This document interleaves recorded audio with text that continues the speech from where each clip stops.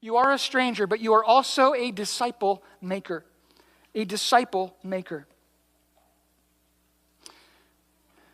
We understand there is only one objective, one scorecard that we are measuring our life by.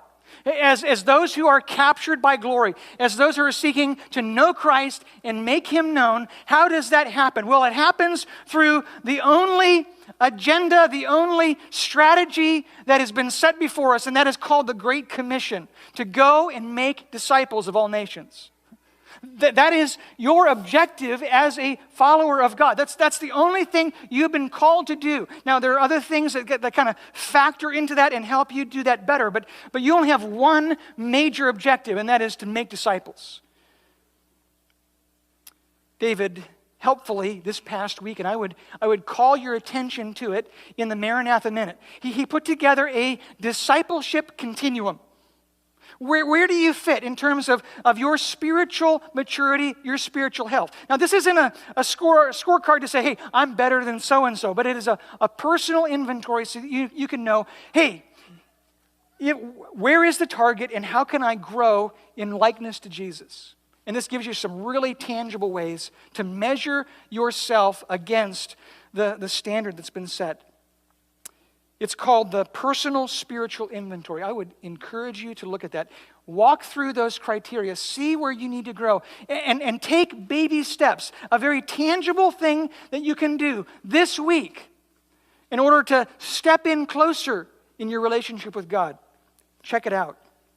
There are 4 categories: life, health, strength, and ministry.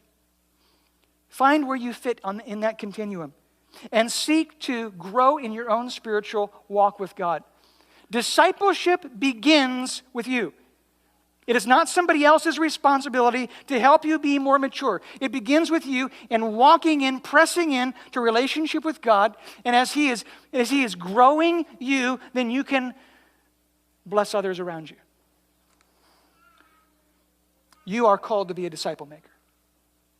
And if you are a Christian, and you're not involved in discipling somebody else, you are disobedient. This is all we're called to. This is the only thing that we're called to do. Now, you might be a mom or a dad, and that's important, and discipleship certainly happens at home. You might be a worker in a certain secular industry. That's important.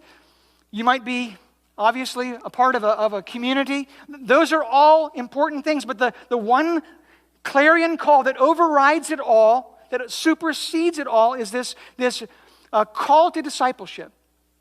Are you involved in a discipling relationship? Is there somebody in your life? We have said that the discipleship is leading every person one step closer to Jesus. That's how we defined it. Are you helping somebody to know Jesus better? And is God informing your heart so that you have something to share with someone else? Are you in community? Because discipleship cannot happen unless you're in community. God has called us all to discipleship.